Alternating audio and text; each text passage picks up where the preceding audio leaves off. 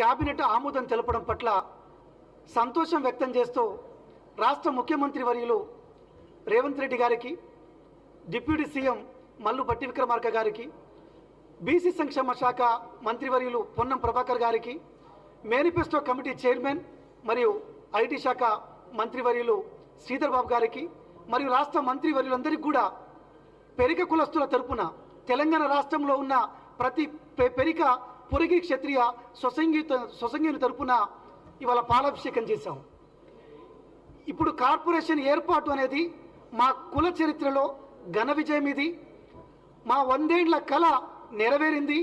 దీని ద్వారా మా కులం ఇన్ని సంవత్సరాలు ఏదైతే మేము సాంస్కృతిక పరంగా, ఆర్థికంగా, సామాజికంగా మేము నష్టపోయామో అదంతా మేము లబ్ధి పొందడానికి అవకాశం ఏర్పడుతుంది. మేము కార్పొరేషన్ సాధన సమితిని ఒక రాష్ట్ర చైర్మన్గా నేను గత ప్రభుత్వ కాలంలోనే ఏర్పాటు చేశాను.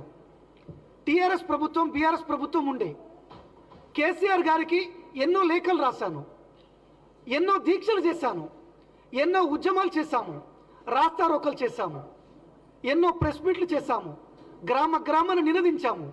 ఒక కార్పొరేషన్ ఏర్పాటు చేయండి, మా కులం ముందుకు పోతుంది, మా కులానికి ఒక 2000 సంవత్సరాల చరిత్ర ఉంది, మేము సామాజికంగా ఆర్థికంగా నష్టపోతున్నాం అని వేడుకున్నాం.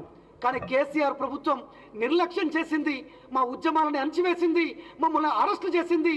కార్పొరేషన్ ఏర్పాటు చేయకపోను మాకు ఉన్న ఒక్కగానొక్క ఎమ్మెల్యే టికెట్ని కామారెడ్డిని కూడా గుంజుకొని కేసీఆర్ స్వయంగా 2వ సీటుకి పోటీ చేయడం జరిగింది. మా కులస్తుల పాపం తెలిగే, మా శాపనార్థాలు తెలిగే కేసీఆర్ అంత ఘోరంగా ఓడిపోవడం జరిగింది.